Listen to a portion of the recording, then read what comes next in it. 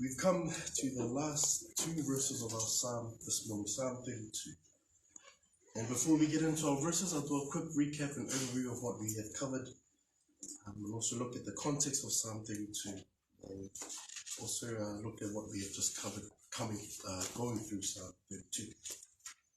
So the context of this psalm is a psalm that was written right after Psalm 51. And Psalm 32 is the joyful of forgiving, the joyfulness of being forgiven. And David writes this psalm right after Psalm 51, after he has confessed before the Lord. And then we get the result in Psalm 32. And Psalm 32 talks about the Lord answering David's confession.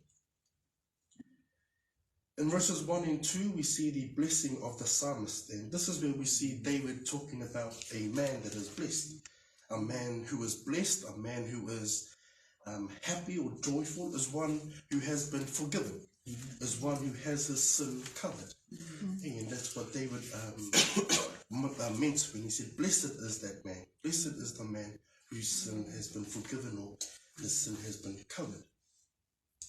In verses 3 to 5, we see David's personal confession. And here we see David confessing unto the Lord, describing what it was like for him to live and not confess his sin. And I think we highlighted that ancient Hebrew description there quite a few times. His bones grew old through my groaning all day long. That implies that there was some sort of physical or some emotional pain or trial that David was going through. This meant physical sickness and emotional sickness. But through this, David not only confessed what had happened to him while he kept his sin, he also confessed what happened to him when he finally confessed his sin to the Lord, when he finally acknowledged his sin. And the answer was he was forgiven, as David alluded to in the first two verses of our psalm, and especially in verse 5. So there's joy and there's rejoicing because he has been forgiven. His sin is covered. In verses 6 to 7, we see the application for others. And in these two verses, David switches into teaching and instructing. And the application we have taken away from David's teaching and instructing was, number one, was the application to pray. That we are to pray in a time of need. And number two, we are to pray to God. Number three, we are to seek him urgently while he may be found. And four, that we trust in the protecting and sustaining power of the Lord. Amen. We come down to verses 8 and 9, and this is God is heard by the forgiven.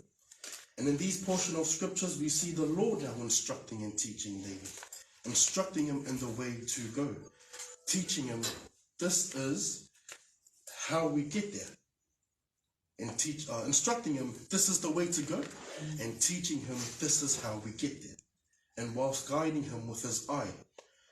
The Lord then uses an analogy, commanding David to not be like a horse or a mule. Do not be one who is wild and uncontrollable, one who is stubborn. And we definitely praise the Lord that he does not just leave us alone to figure out things on our own, but he continues to guide us believers and instruct us in the way. Which brings us down to our last two verses for Psalm 32. And that's verses 10 and 11. And it's titled The Pathways of Two Men. The Pathways of Two Men. May I have our Samoan Bible readers please read our verses for this morning?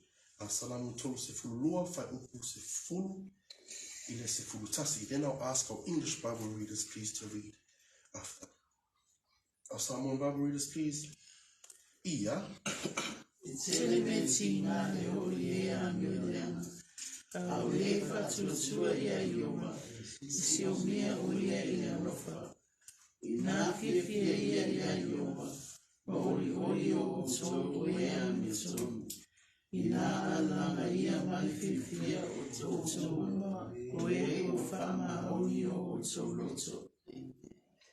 Thank you. Our English Bible readers, please.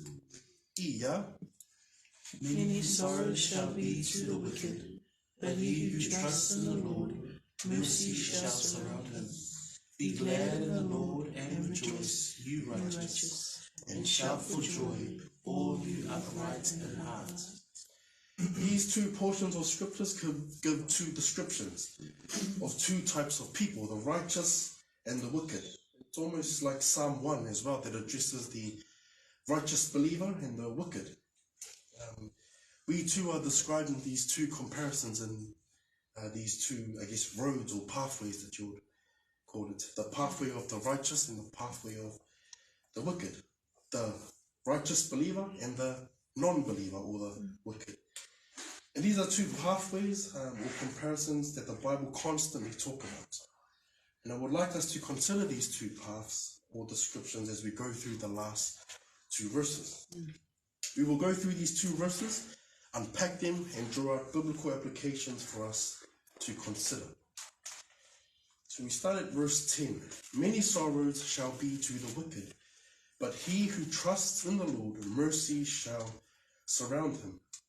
David starts off this morning's verse by describing the sorrows that befall on the wicked. That word sorrow comes from the Hebrew word makob, and that means pain or sorrow, but pain as in physical pain and pain as in mental pain. And remember, David describes and explains what has happened to him before his repentance. And now that we know of David through Psalm 51 and Psalm 32, that David hid his sin from God. And because of this, he went through some physical and, I guess, mental pain, we could say. And remember the description written in verse 3, as it reads there, when I kept silent, my bones grew old through my groaning all the day long. So there was some physical and mental pain happening for David. Again, that verse 3, in relation to Hebrew context at the time, meant physical pain, emotional pain as well. So there was physical and mental pain happening for David. And the same should happen to the wicked. And that word wicked there means the guilty one. Guilty of crime. Guilty of sin. You could almost put here that David was once the wicked one. He was once the one guilty of sin. He was the one guilty of crime. And if we look at the book of Proverbs 13:21, Fa'ata oto se fulutonu, fa'upulua se fulutasi. And we'll just read those verses together. I'll have our Psalm 1 Bible readers, please. Read from Fa'ata oto se fulutonu, fa'upulua se fulutasi. And then I'll have our English Bible readers, please read from the book of Proverbs, chapter 13, verse 21. Psalm 1 Bible readers, please. Iya.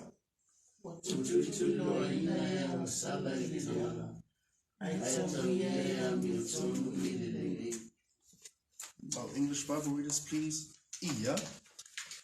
Evil pursues sinners, but to the righteous good shall be repaid. Sin does not only leave us guilty or leave us in guilt, but it can become burdensome to the point where we can't bear it anymore. It can become so burdensome to the point where we have forgotten the joy of salvation, that we will start losing hope, that we will start losing sight of the Lord. It stops us from fellowshipping and sometimes attending Bible studies. So sin does not just leave us guilty, it almost progresses into leading us into isolation, if you will. That it keeps us away from the body of Christ. The body of Christ where we can come and be challenged, come and be encouraged, and come and be directed back to the Word of God. So again, sin does not just leave us in guilt, it sort of progresses into isolation. And we noticed also there those words, many sorrows. The wicked who sows in sin will reap its heaviness. The sorrows of the conscience, the sorrows of disappointment. This is what the wicked will reap. And ultimately, remorse and despair and a forever sorrow when the wicked realizes it's too late to repent. I guess for us, may we never find ourselves in these sorrowful matters. May we who sow in sin stop and seek the Lord for forgiveness. May we who have a prideful heart humble ourselves before the Lord for mercy.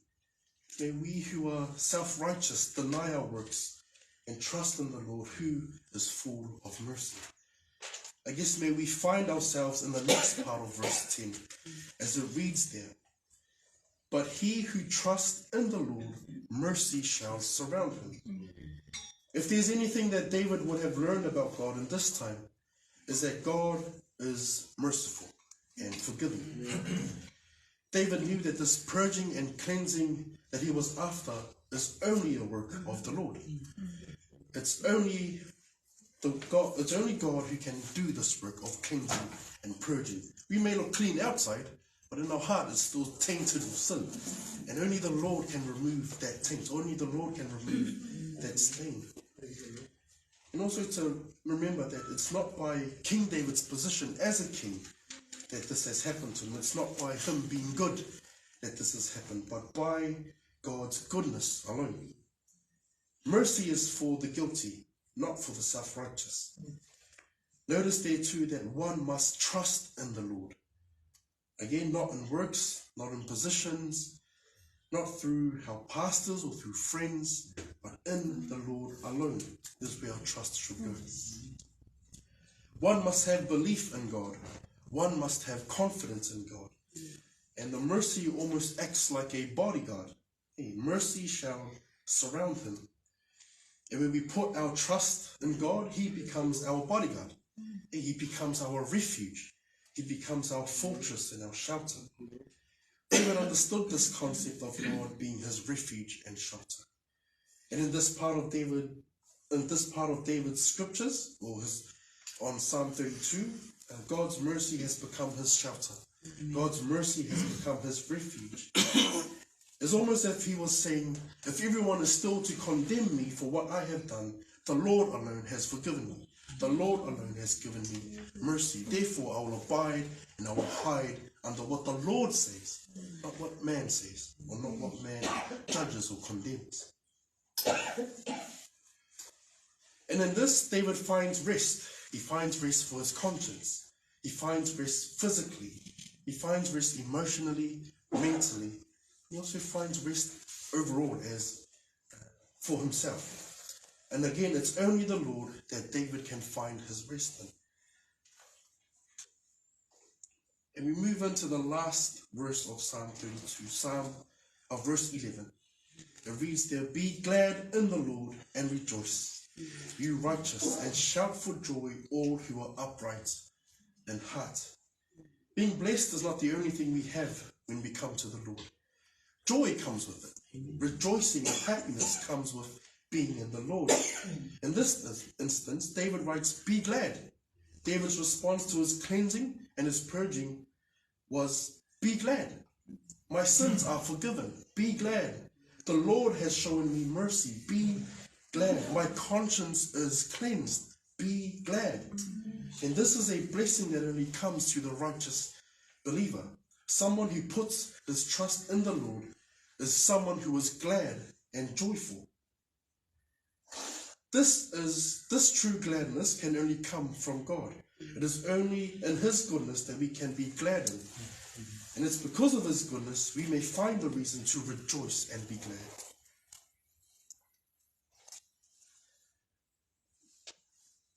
It's in his finished work of the cross that we can rejoice and be glad in. It's not by what we have done. It's not by any works we have committed.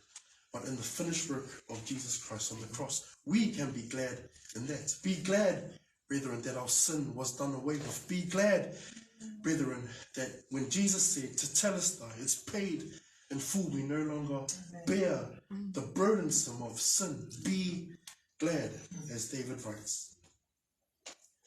This is the characteristics of a righteous believer, to be glad. And in David's case, he was rejoicing because out of God's goodness, he was forgiven. Out of God's goodness, he has been shown mercy. Out of God's goodness, he was cleansed and purged from his iniquities. David's response to such freedom is one of joyfulness, one of worship, and one of being glad, one of praising the Lord.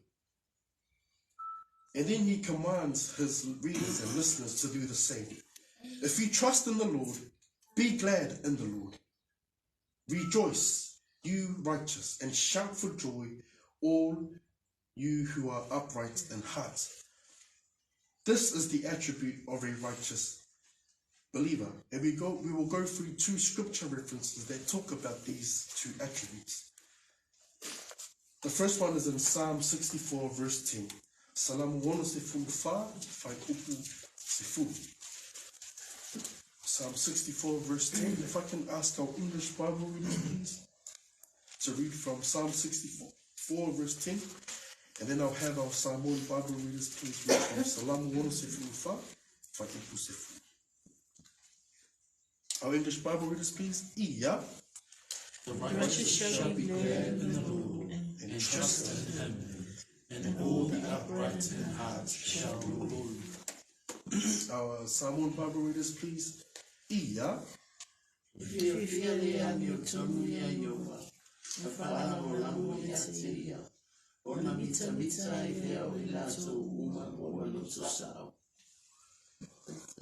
And the last scripture reference is from Psalm 97 verse 12. Salamu wiva se fulu fitu, fai upu se fululua.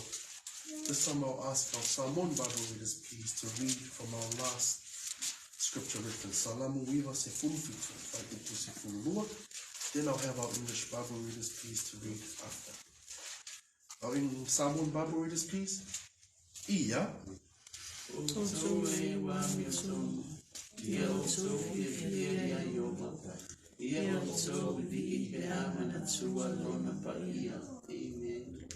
Our English Bible readers please. Psalm 97 verse 12. Iya. Rejoice in the Lord, you righteous, and give thanks at the remembrance of his holy name. So these are the attributes or commands for the righteous believer. We are to be glad that our sins are forgiven. We are to be joyful knowing that our sins have been forgiven. It's almost these coincide with, even though we are going through trials as well. You know, the command here is to rejoice and count it all joy. And here, in David's instance, what we can learn from is we are to be glad that the Lord has paid the price for our sins, that we are to rejoice and be glad and be happy in those things. I pray that we as believers don't get too comfortable. I pray that we will continue to check ourselves and run to the Lord the moment we sin, the moment we fall short, to run to the Lord. Do not leave it off till tomorrow. Do not leave it off till next week. Run to the Lord while we still have time, because again, we are not guaranteed tomorrow. And if there's any of us who are listening online, or those of you, if you are here today, if we find ourselves in that state of many sorrows, if we find ourselves in the other pathway, the encouragement there is to not hold time, do not hold back. Run to the cross, cling to the Lord, for he will give you relief and comfort. Let us all turn from our sins, trust in the finished work of our Lord. Only then we can find rest, both in our mental state and both in our physical state. That's the only place where we will find rest. I will pray, and I'll hand it over to Brother Vai, who will lead us in a time of worship. Our Lord, we thank you once again for today, and we also thank you for your word. Thank you, Father, for your grace and mercy that has allowed us to come to the end of Psalm 32, written by King David. We thank you that the lessons in your Bible are eternal, that they are still relative to us today. Lord, may we as believers take hold of the lessons that we can learn, and may we not just be hearers of your word, but be doers. Help us apply these principles or these lessons that we can draw, I guess, from past brethren. Lord, we pray, Father God, and we ask for help in these things. In Jesus' name we pray. Amen. Can I